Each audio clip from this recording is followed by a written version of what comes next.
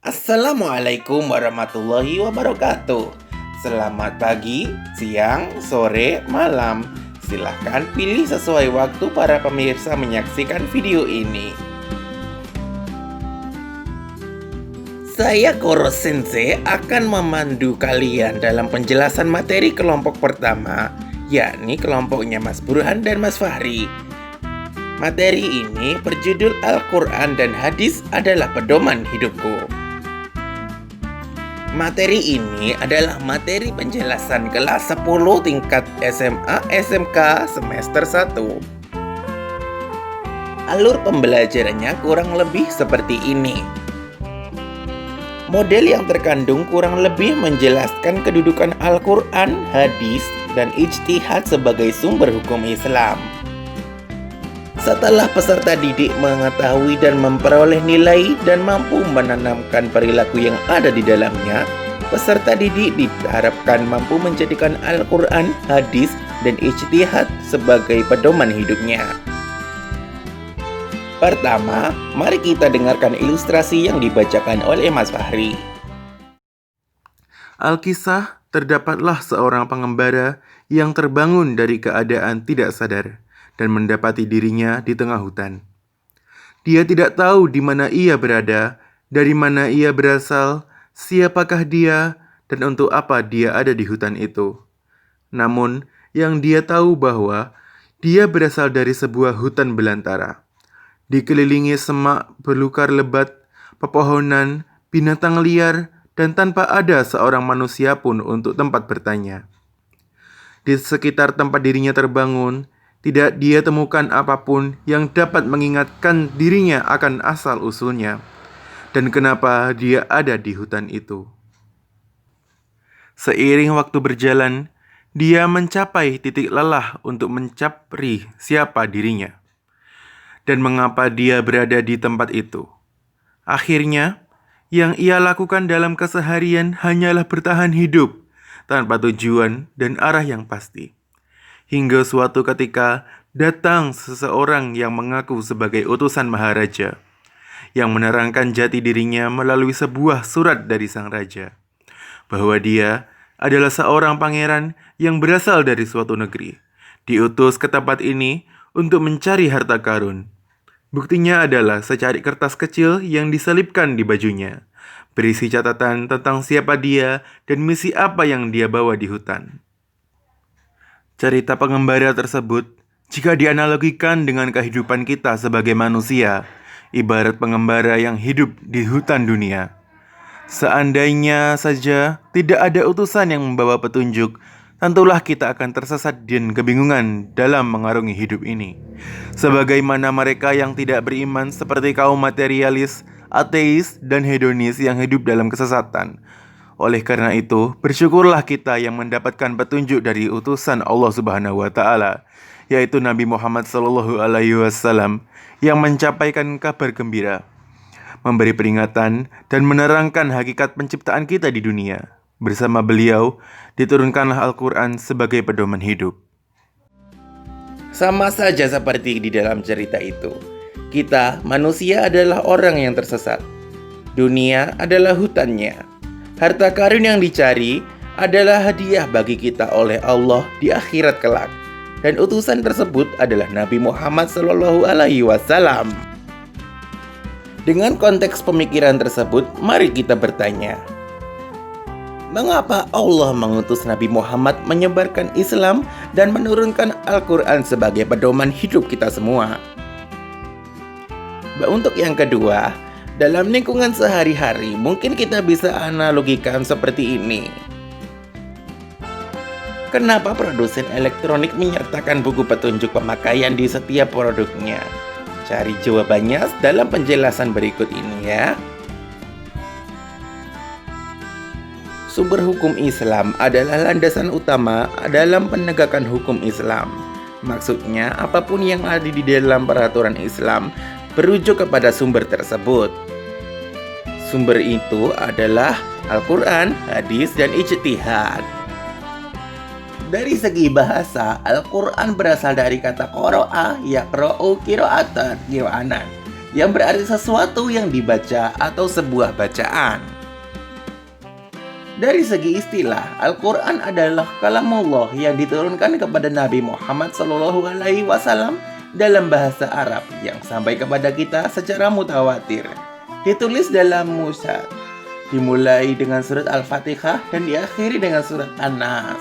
Membacanya berfungsi sebagai ibadah, sebagai mukjizat Nabi Muhammad SAW.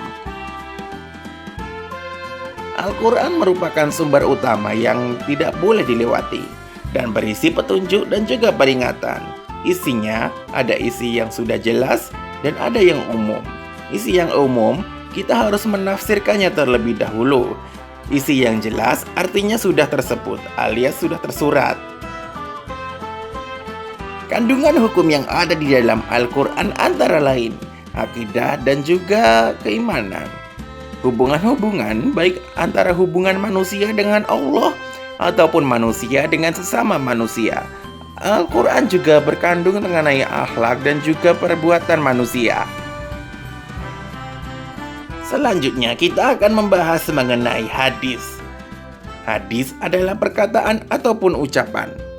Menurut istilah, hadis adalah ucapan atau perkataan Rasulullah SAW. Sedangkan sunnah adalah segala apa yang dilakukan oleh Rasulullah SAW yang menjadi sumber hukum Islam. Ada istilah hadis dan juga sunnah. Bedanya apa? Kalau hadis untuk ucapan Rasul dan sunnah adalah apa yang dilakukan oleh Rasulullah.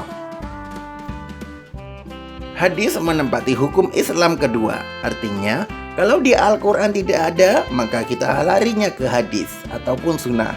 Misalnya apa? Seperti tata cara sholat. Di Al-Quran tertera kita harus sholat, tapi di Al-Quran kita tidak tertera bagaimana caranya, sehingga kita larinya ke hadis. Hadis memiliki 3 bagian utama, yaitu sanad, matan, dan rawi. Sanad adalah orang-orang yang menyampaikan hadis. Misalnya seperti ini. Dari Umar bin Khattab radhiyallahu anhu, Rasulullah bersabda. Di sini Umar adalah sanadnya. Matan adalah isi dari hadis. Maksudnya, apa yang disampaikan di dalam isi hadis tersebut. Rawi adalah orang yang meriwayatkan. Biasanya kalimatnya seperti ini. Diriwayatkan oleh Imam Bukhari. Di sini Imam Bukhari adalah rawi. Hadis memiliki fungsi antara lain menjelaskan ayat Al-Quran yang bersifat umum, memperkuat pernyataan Al-Quran, menerangkan maksud dan tujuan ayat yang ada di dalam Al-Quran, dan juga menetapkan apa yang baru dan tidak ada di dalam Al-Quran. Hadis memiliki beberapa jenis. Yang pertama, hadis mutawatir, hadis masyhur, dan hadis ahad. Hadis ahad sendiri dibagi ke dalam beberapa jenis, dilihat dari kualitas orang yang meriwayatkannya. Yang pertama, hadis sahih, hadis hasan, hadis dhaif, dan hadis maudhu'. Yang ketiga, kita akan membahas mengenai ijtihad. Kata ijtihad berasal dari bahasa Arab ijtihada yajtahidu ijtihadan, yang berarti menyerahkan segala kemampuan, bersungguh-sungguh, mencurahkan tenaga atau bekerja secara optimal. Secara istilah, ijtihad adalah mencurahkan segenap tenaga dan pikiran secara sungguh-sungguh dalam menetapkan suatu hukum.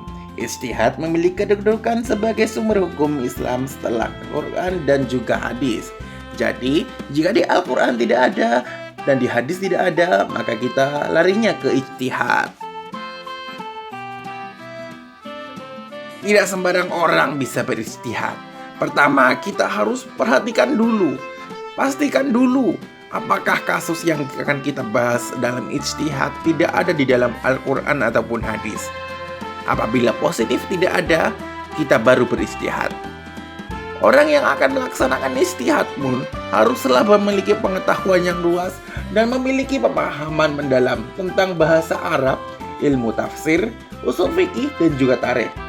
Memahami cara merumuskan hukum dan juga memiliki keluhuran akhlak mulia.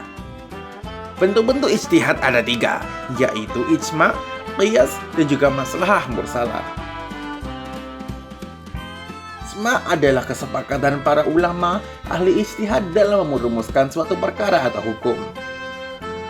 Qiyas adalah menganalogikan masalah baru yang tidak terdapat dalam Al-Quran atau hadis berdasarkan kesamaan sifat. Maslahah mursalah artinya penetapan hukum yang menitik beratkan kepada kemanfaatan suatu perbuatan atau tujuan. Sejak tadi keluar kata-kata hukum ini, hukum itu. Mari kita senggol sedikit. Hukum dalam Islam meliputi ketentuan perintah Allah terhadap segala aspek-aspek kehidupan.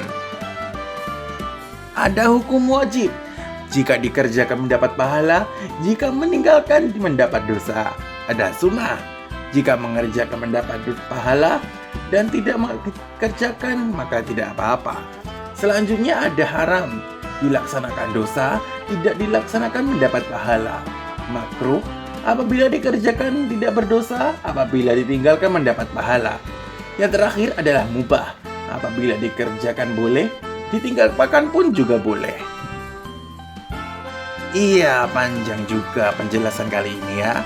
Teman-teman, apabila ada kesalahan yang saya katakan maka mohon maaf.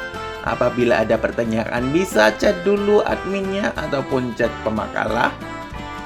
Sekali lagi terima kasih telah memperhatikan. Wassalamualaikum warahmatullahi wabarakatuh.